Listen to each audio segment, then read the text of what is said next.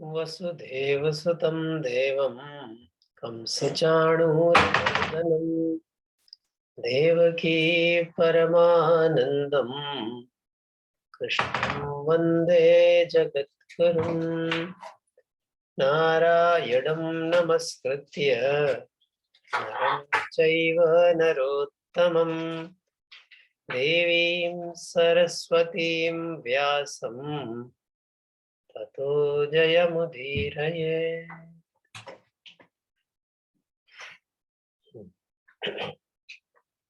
So, chapter 5, shlok 20.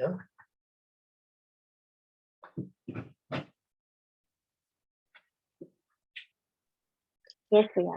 तारिका जी आप करेंगी?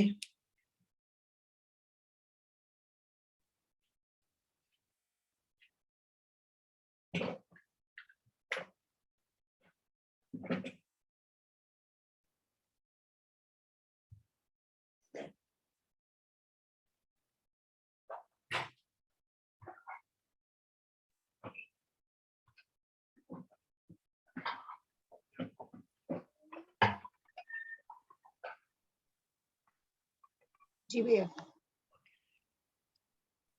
न प्रहृष्येत् प्रियं प्राप्य न प्रहेष्यत् प्रियं प्राप्य न प्रहेष्यत् प्रियं प्राप्य न प्रहेष्यतं प्राप्य प्रहृष्येत् प्रियम प्रहृष्येत् आदता है प्रियम न प्रहृष्येत् प्रियं प्राप्य न प्रहस्येत् प्रियं प्राप्य न प्रहस्येत् प्रियं प्राप्य न प्रहस्येत् प्रियं प्राप्य नोद्विजेत् प्राप्य चाप्रियम् न उद्जेत प्राप्य च अप्रियम् न उद्जेत प्राप्य च प्रियम् न उद्ज्वेत प्राप्य च अप्रियम् स्थिरबुद्धिरसम्मूढः स्थिरबुद्धिः असम्मूढः स्थिरबुद्धिः असम्मूढः स्थिरबुद्धिः असम्मूढः ब्रह्मविद् ब्रह्मणि स्थितः ब्रह्मवित् ब्रह्माणि स्थितः ब्रह्मवित् ब्रह्माणि स्थितः ब्रह्मवित् ब्रह्माणि स्थितः ब्रह्मविद् ब्रह्मणि ब्रह्माविद् और ब्रह्माणि नहीं ब्रह्म ब्रह्मविद् ब्रह्मणि स्थितः ब्रह्मवित् ब्रह्मणि स्थितः ब्रह्मवित् ब्रह्माणि स्थितः ब्रह्मवित् ब्रह्माणि स्थितः न प्रहृष्येत् प्रियं प्राप्य नोद्विजेत् प्राप्य चाप्रियम् न प्रहस्येत् प्रियं प्राप्य न उद्युजेत प्राप्य च प्रियम् न प्रहस्येत् प्रियं प्राप्य न उद्युजेत प्राप्य च प्रियम् न प्रहस्येत् प्रियं प्राप्य न उद्विजेत प्राप्य च प्रियम् स्थिरबुद्धिरसम्मूढः ब्रह्मविद् ब्रह्मणि स्थितः स्थिरबुद्धिः असम्मूढः ब्रह्मवित् ब्रह्मणि स्थितः स्थिरबुद्धिः असम्मूढः ब्रह्मवित् ब्रह्मणि स्थितः स्थिरबुद्धिः असम्मूढः ब्रह्मवित् ब्रह्मणि स्थितः स्थिर बुद्धि न प्रहृष्येत् प्रियं प्राप्य नोद्विजेत् प्राप्य चाप्रियं स्थिरबुद्धिरसम्मूढः ब्रह्मवित् ब्रह्मणि स्थितः। न प्रहस्येत प्रियं प्राप्य न उद्युजेत प्राप्य च प्रियं स्थिर बुद्धिय सम्मूढः ब्रह्मवित् ब्रह्मणि स्थितः। न प्रहस्येत प्रियं प्राप्य न उद्युजेत प्राप्य च प्रियं स्थिर बुद्धिय सम्मूढः ब्रह्मवित् ब्रह्मणि स्थितः। न प्रहस्येत प्रियं प्राप्य न उद्युजेत प्राप्य च प्रियं स्थिर बुद्धिय सम्मूढः ब्रह्मवित् ब्रह्मणि स्थितः। यहाँ पर क्या बात हो रही है? पहले कल चर्चा चल रही थी कि जो ज्ञानी है ना, यह तैर्जित सर्ग ये शाम साम्य, जिसका मन समता में स्थित हो गया वो यहीं पर जन जीवन मुक्त हो गया और वो ब्रह्म में स्थित है। ऐसे ही इसी बात को आगे और उसके ब्रह्म में जो स्थित है या जो सिद्ध है उनके और क्या लक्षण है वो यहाँ पे बताया। बड़ा बढ़िया बात है। न प्रहर्षयेत, हर्षयेत हर्ष माने खुश होना, प्रहर्षयेत माने एकदम जरूरत से ज्यादा खुश हो जाना है, भली प्रकार से खुश हो जाना। न प्रहर्षयेत खुश नहीं होता है? दुखी ना हो जाना, क्योंकि नो द्विजेत प्राप्य न प्रहर्षयेत प्रियम प्राप्य, जब उसको प्रिय व्यक्ति वस्तु परिस्थिति की उसके मन की कुछ हो जाए तो वो खुश नहीं होता, ज्यादा हर्षित नहीं होता। नो द्विजेत प्राप्य चक्र, और जब उसके मन की नहीं हो या जो उसका न होने का उसका अप्रिय जो है वो हो जाए तो वो उद्वेग को प्राप्त नहीं होता, उद्विग्न नहीं होता। ठीक है। जैसे कि मैं अभी क्लास शुरू होने के लिए आज तो थोड़ी देर से थोड़ा लोग जुड़ना शुरू हुए, 3-4 मिनट हो गए, तो मुझे उद्वेग होने लगा, यार कोई आया नहीं, अभी एक एक को बुलाना पड़ रहा है। फिर मुझे ध्यान आया, मैं तो आज ये वाला श्लोक पढ़ाने वाला हूँ कि सिद्ध को उद्वेग नहीं होता है, तो सारा उद्योग छू हो गया। चलो ठीक है। तो कभी कभार ये सब जानने से ये भी होता है, नहीं भी सिद्ध है तो भी कुछ कभी याद आ जाए तो फिर जब ज्यादा खुशी में पागल हो रहे होते हैं तो पागलपन का असर कम हो जाता है, या दुख से पागल हो रहे हो तो भी अचानक से पागल, जो दुख का पागलपन है वो छू हो जाता है। यही फायदा है गीता पढ़ने। स्थिर बुद्धिर सम्मूढ़ ब्रह्मवित् ब्रह्मण स्थितः।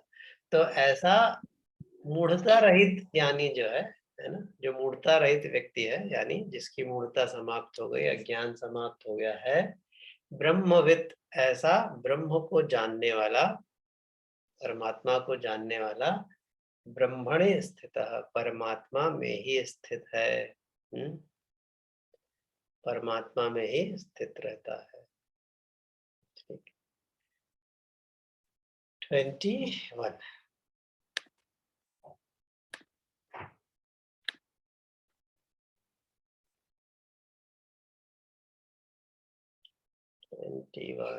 will do।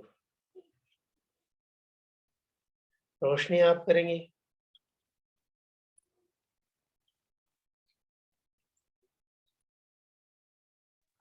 हाँ भैया।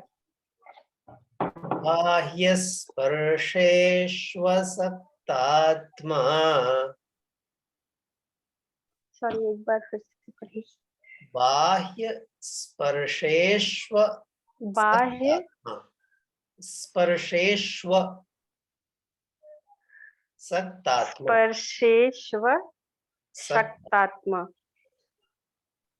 तीनों को मिला देंगे तो बा- बाह्य स्पर्शेष्व सक्तात्मा, बाह्य स्पर्शेश्व सक्तात्मा, बाह्य स्पर्शेश्व सक्तात्मा, बाह्य स्पर्शेष्वशक्तात्मा विन्दत्यात्मनि यत् सुखम् विन्दत्यात्मनि यत् सुखं विन्दत्यात्मनि यत् सुखं विन्दत्यात्मनि यत् सुखं स ब्रह्मयोगयुक्तात्मा स ब्रह्मयोगयुक्तात्मा स ब्रह्मयोगयुक्तात्मा स ब्रह्मयोगयुक्तात्मा सुखमक्षयमश्नुते सुखमक्षयमश्नुते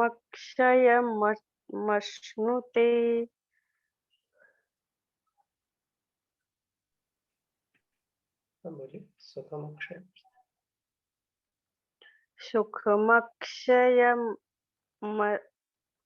सॉरी आपका वीडियो अटक गया था, मुझे सुनाई नहीं दिया। सुखमक्षयमश्नुते सुखमक्षयमश्नुते करेक्ट है। सुखम अक्षयम अश्नुते, ये 3 शब्द हैं अलग अलग, वो मिलके बन गया सुखमक्षयमश्नुते। सुखमक्षयमश्नुते सुखमक्षयमश्नुते सुखमक्षयमश्नुते बाह्यस्पर्शेष्वसक्तात्मा विन्दत्यात्मनि यत् सुखम् बाह्यस्पर्शेष्वशक्तात्मा विन्दत्यात्मनि यत् सुखं बाह्यस्पर्शेष्वशक्तात्मा विन्दत्यात्मनि यत् सुखं बाह्यस्पर्शेष्वशक्तात्मा विन्दत्यात्मनि यत् सुखं स ब्रह्मयोगयुक्तात्मा सुखमक्षयमश्नुते स ब्रह्मयोगयुक्तात्मा सुखमक्षयमश्नुते स ब्रह्मयोगयुक्तात्मा सुखमक्षयमश्नुते स ब्रह्मयोगयुक्तात्मा सुखमक्षयमश्नुते।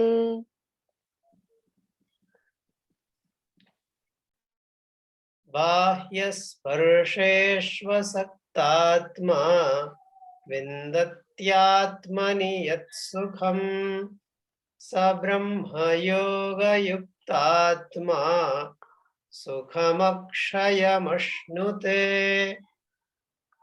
बाह्यस्पर्शेष्वशक्तात्मा विन्दत्यात्मनि यत् सुखं स ब्रह्मयोगयुक्तात्मा सुखमक्षयमश्नुते। बाह्यस्पर्शेष्वशक्तात्मा विन्दत्यात्मनि यत् सुखं स ब्रह्मयोगयुक्तात्मा सुखमक्षयमश्नुते। बाह्यस्पर्शेष्वशक्तात्मा विन्दत्यात्मनि यत् सुखं स ब्रह्मयोगयुक्तात्मा सुखमक्षयमश्नुते। यहाँ पे क्या बात हो रही है कि जो ब्रह्म योगी है उसको कैसे स्वाभाविक रूप से रहता है, उसकी बात यहाँ पे आगे हो रही है। बाह्य स्पर्शेषु असक्तात्मा विन्दत्यात्मनि यत् सुखम्। जैसे हम लोगों को या जो भी थोड़ा भी आसक्ति से रहित है उसको बाहर की वस्तुओं में, बाहर की व्यक्तियों, वस्तुओं, परिस्थितियों, मतलब शरीर, इंद्रियों और मन का काम हो जाए या भूख लगी हो खाना मिल जाए या एक्सेट्रा एक्सेट्रा, तो सुख मिलता है। लेकिन वो अस्थाई बड़ा देर तक नहीं चलता। भूख लगी बहुत तेज, खाना मिल भी गया तो फिर उसके बाद रात तक तो फिर भूख लगी जाती। लेकिन जब भूख लगी हो बहुत तेज और एकदम से भोजन मिले तो सुख का भी कोई कम महत्व नहीं है, बहुत आनंद आता है। तो जैसे ये हमारे बाह्य स्पर्शेषु मतलब इंद्रियों से जो सुख हमको मिलते हैं थोड़े बहुत, लेकिन फिर भी जब मिलते हैं तब उन सुख की बड़ी महत्ता होती है, लेकिन वो स्थायी नहीं होते, फिर से वापस चले जाते हैं। लेकिन सब ब्रह्म योग युक्त आत्मा, जो ब्रह्म योग में युक्त आत्मा है, यानी कि जिसने ब्रह्म में जिसकी स्थिति है, उसको अक्षयम सुखम अश्नुते, उसको वैसा ही या उससे कहीं गुना अधिक अक्षय सुख, अक्षय माने जिसका कभी क्षय नहीं होता, तो कंटिन्यूअस उसको उतना ही वैसा ही आनंद मिलता है। जब हम लोग को थोड़ा थोड़ा कभी कभी झलक जिसकी मिलती है, उसको परमानेंट वही सुख मिला ही रहता है, अक्षय सुख मिलता है।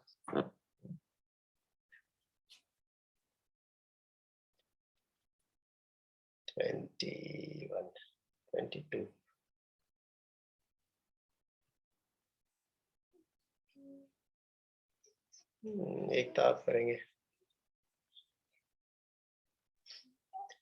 ये हि संस्पर्शजा भोगाः, ये हि संस्पर्शजा भोगाः, ये हि संस्पर्शजा भोगाः, ये हि संस्पर्शजा भोगाः,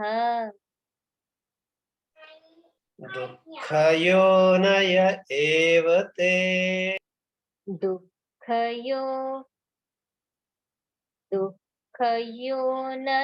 एव ते, दुःखयोनय एव ते, दुःखयोनय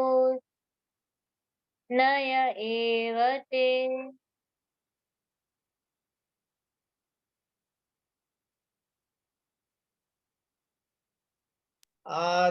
आद्यन्तवन्तः कौन्तेय,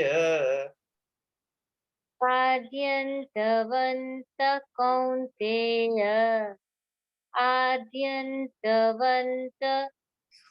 कौन्तेय, आद्यन्तवन्तः कौन्तेय, न तेषु रमते बुधः, न तेषु रमते बुधः, न तेषु रमते बुधः, न तेषु रमते बुधः। ये हि संस्पर्शजा भोगाः, दुःखयोनय एव ते, ये हि संस्पर्शजा भोगाः, दुःखयोनय एव ते, ये हि संस्पर्शजा भोगाः, दुःखयोनय एव ते, ये हि संस्पर्शजा भोगाः, दुःखयोनय एव ते।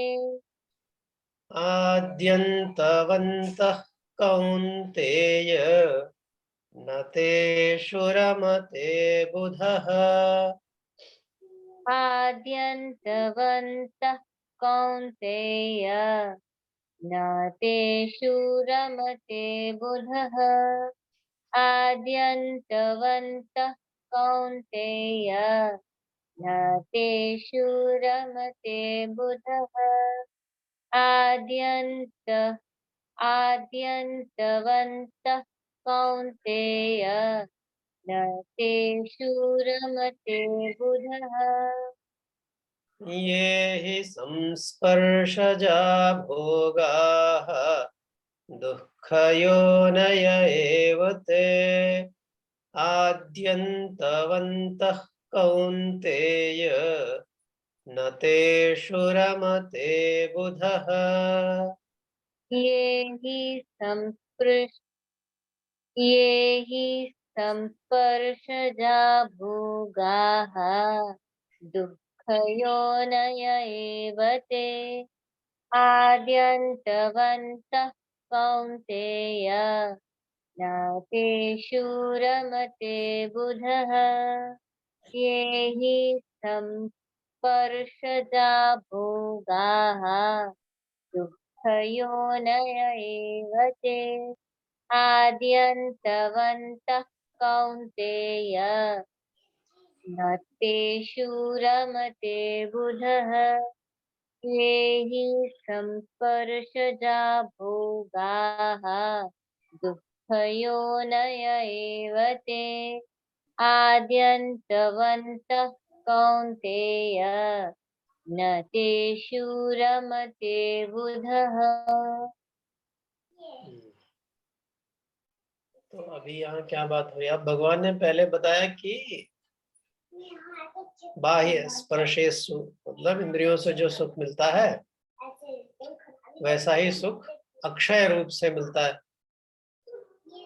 तो कहीं कोई यही ना सोचे कि चलो वही सुख हमको मिल जा रहा है तो अब क्या जरूरत है ज्ञान प्राप्त करने की। सुख तो भले थोड़ा ही सही मिल तो जाता ही है स्पर्श में भी। तो उसको इस भ्रम का यहाँ पे उपचार कर रहे हैं भगवान। क्या ये ही संस्पर्शजा भोगाः दुःख योनय एव ते।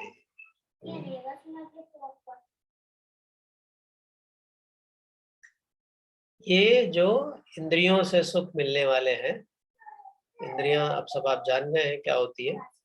इनसे मिलने वाले जो भी सुख है ये दुख के बराबर ही है, वो सुख है ही नहीं। क्योंकि पहली बात, दूसरी बात ये आदि अंतवंतः आद्यंतवंतः यानी ये कभी शुरू होंगे और कभी खत्म हो जाएंगे। There is no limit. ये सब आने जाने वाले हैं। तो आप उसमें अपना बसेरा नहीं कर सकते इनके भरोसे। आप अगर विवेकशील आदमी है कोई, न तेषु रमते बुधा, जो बुद्धिमान लोग हैं विवेकशील है, ये इन स्पर्शजा भोगों में नहीं फंसते हैं। क्योंकि ये सब जो है ये आदि अंत होने वाले हैं और दुख के ही कारण है। जैसे कि रसगुल्ला तो आपको बहुत पसंद है ना, किसी किसी को बहुत पसंद है, राइट? हाँ मेरे को पसंद। लेकिन अगर 10 खा लिए हो तुमने, फिर कोई नहीं 11वां भी खाओ, तो पहले का सुख और 11वें का सुख क्या सेम है? वो दुख में बदल गया, वही सुख दुख में बदल जा, राइट? तो कम मिले तो भी दुख, ज्यादा मिले तो भी दुख। सुख मिला भी थोड़ी देर के लिए तो उसके थोड़ी देर बाद फिर से दुख। इसलिए ये जो इंद्रियों के सुख हैं ये सब दुखों के ही कारण बनते हैं। तो बुद्धिमान लोग इसके चक्कर में ज्यादा पड़ते नहीं। We'll move to next 23.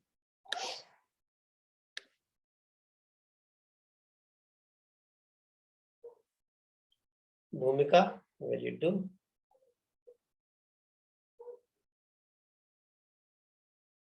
Is she there or not? भैया कार में है, अच्छा, नेटवर्क थोड़ा सा हो सकता है। चलिए विल ट्राई। शक्नोति हैव यः सोढुम् शक्नोति हैव यः सोढुम् शक्नोति हैव यः सोढुम् शक्नोति हैव यः सोढुम् प्राक्शरीरविमोक्षणात् प्राक्शरीरविमोक्षणात् प्राक्शरीरविमोक्षणात् प्राक्शरीरविमोक्षणात् कामक्रोधोद्भवं वेगम् कामक्रोधोद्भवं वेगम् कामक्रोधोद्भवं वेगम् कामक्रोधोद्भवं वेगम् सयुक्तात्मविमोक्षणात् सयुक्तः स सुखी नरः। सयुक्तः स सुखी नरः। सयुक्तः स सुखी नरः। सयुक्तः स सुखी नरः। शक्नोति हैव यः सोढुम् प्राक्शरीरविमोक्षणात्। शक्नोति हैव यः सोढुम् प्राक्शरीरविमोक्षणात्। शक्नोति हैव यः सोढुम् प्राक्शरीरविमोक्षणात्। शक्नोति हैव यः सोढुम् प्राक्शरीरविमोक्षणात्। कामक्रोधोद्भवं वेगं सयुक्तः स सुखी नरः। कामक्रोधोद्भवं वेगं सयुक्तः सुखी नरः। कामक्रोधोद्भवं वेगं सयुक्तः सुखी नरः। सयुक्तः स सुखी नरः। कामक्रोधोद्भवं वेगं सयुक्तः स सुखी नरः। शक्नोति हैव यः सोढुम् प्राक्शरीरविमोक्षणात्। कामक्रोधोद्भवं वेगं सयुक्तः स सुखी नरः। शक्नोति हैव यः सोढुम् प्राक्शरीरविमोक्षणात्। कामक्रोधोद्भवं वेगं सयुक्तः स सुखी नरः। शक्नोति हैव यः सोढुम् प्राक्शरीरविमोक्षणात्। कामक्रोधोद्भवं वेगं सयुक्तः स सुखी नरः। शक्नोति हैव यः सोढुम् प्राक्शरीरविमोक्षणात्। कामक्रोधोद्भवं वेगं सयुक्तः स सुखी नरः।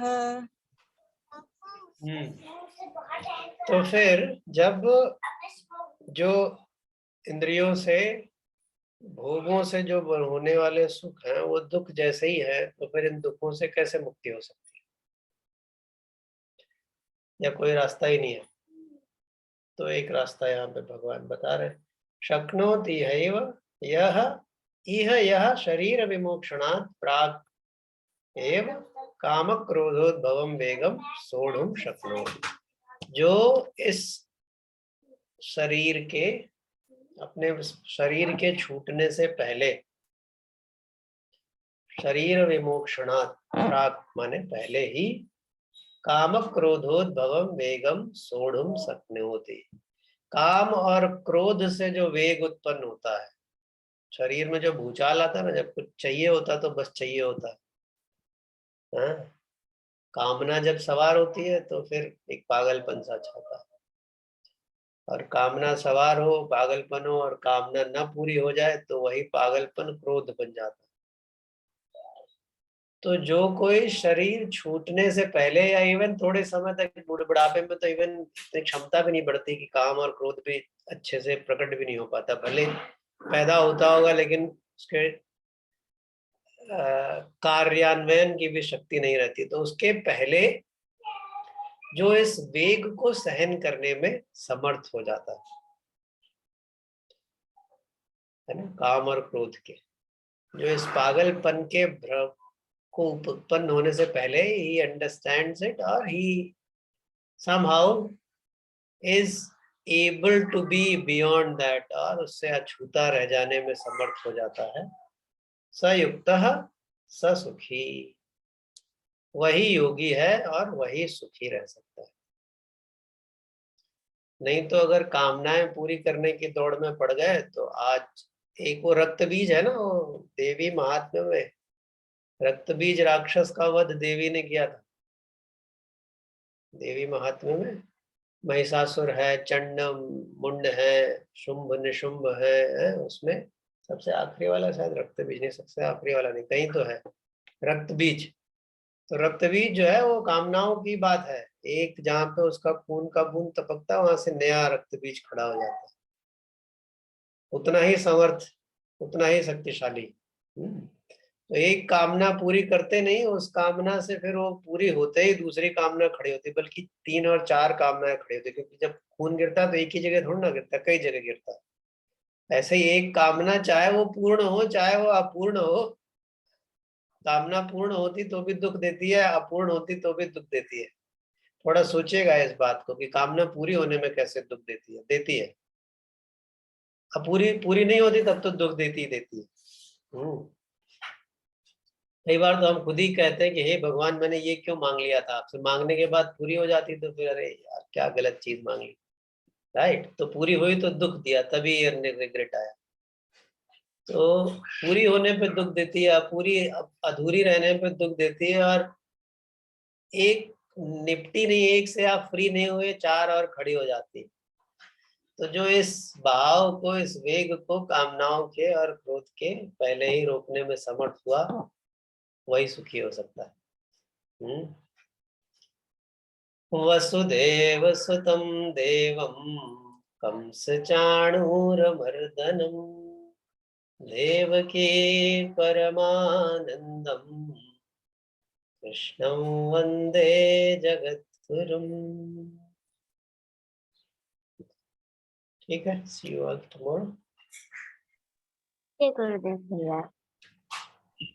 जय गुरुदेव।